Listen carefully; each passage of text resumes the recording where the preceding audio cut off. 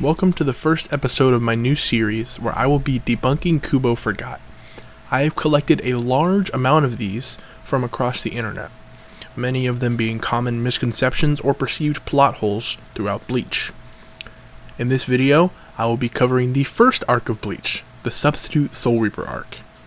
A big thing from this arc that people think was forgotten by Kubo is this chapter, where one of the hollows that Rukia helps Ichigo defeat is dragged down into hell because it was a soul that was not finished. Contrary to popular belief, this was not forgotten by Kubo. It was not talked about throughout the entire initial run of Bleach, but did come back into play in the one-shot Hell chapter, which was released for the 20th anniversary of Bleach in 2021.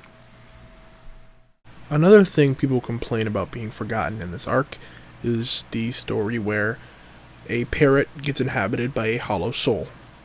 This idea of lingering souls in the world of the living inhabiting animals, such as birds or even cats, doesn't come up much again in the story, if ever. So people tend to say that this point was dropped and forgotten about and never used again. But this was essentially just a way to explain how the souls work, and to flesh that out a bit, to explain why Ichigo can put his soul inside a Gigai, and then have Koen's soul be inside his regular body for a little bit.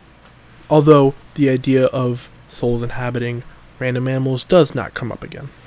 Another thing people seem to be very confused about in this arc is the appearance and then sudden disappearance of Kisuke's little munchkins, Jinta and Ururu.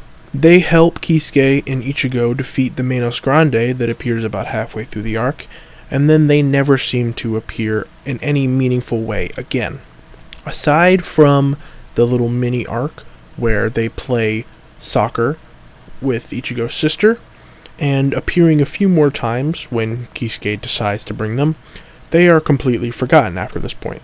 The question can also be raised that if Urahara was able to create two souls such as these two, then how was it so difficult for Mayuri Kurotsuchi to do the same thing with Nemu, with the only possible answer being that it doesn't make sense. Another fairly interesting thing that was removed from the story in this arc were the Hell Butterflies. These were used in some early chapters for Soul Reapers to get to the world of the living from the Soul Society, and vice versa, and then stopped being used around the end of this arc.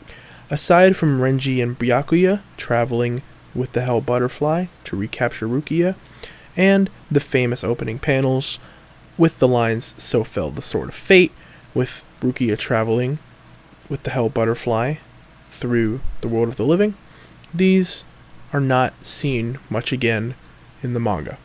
Never again would any of the Shinigami travel to the world of the living to talk with Ichigo, or to make their regular rounds, even in flashbacks, where we are shown times before the anime, like when Ishin goes to the world of the living to investigate the hollow known as White. Anytime Shinigami are going to the world of the living from the Soul Society, they either just cut to them being in the world of the living, or show them traveling through the Senkaimon. This begs the question of what happened to the Hell Butterflies and what their actual use was. Now, for the final and probably biggest misconception in this part of the story is that of Ichigo's sealed form, Zanpakuto. Throughout the first stage of him being a substitute Soul Reaper, he is only shown using this big sword that he first gets when Rukia gives him her powers. Rukia explains to him that this is the first stage of his Zanpakuto, and he uses it without really thinking much about it, when most other Shinigami hardly use the sealed form of their Zanpakuto.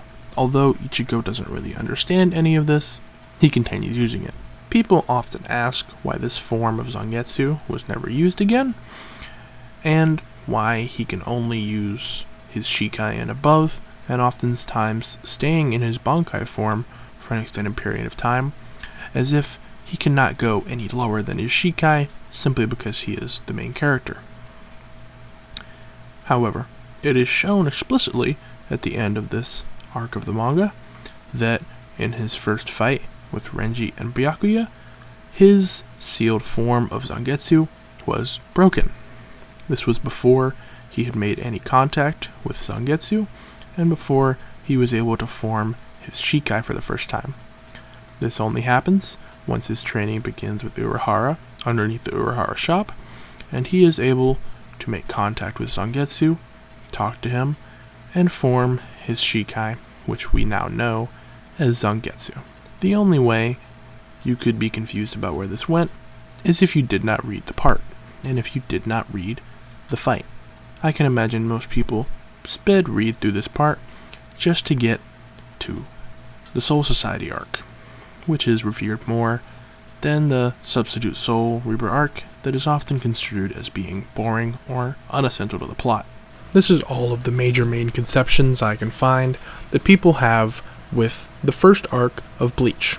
Next time I will be covering the second arc, which is much more revered, the Soul Society arc. There were not a lot of things to talk about in this arc because it is shorter than most of the other arcs in Bleach, but it sets up a lot of the things that will happen in the future and cause things to be misconstrued or some plot holes to happen. I hope you enjoyed, and you will tune in next time to see me cover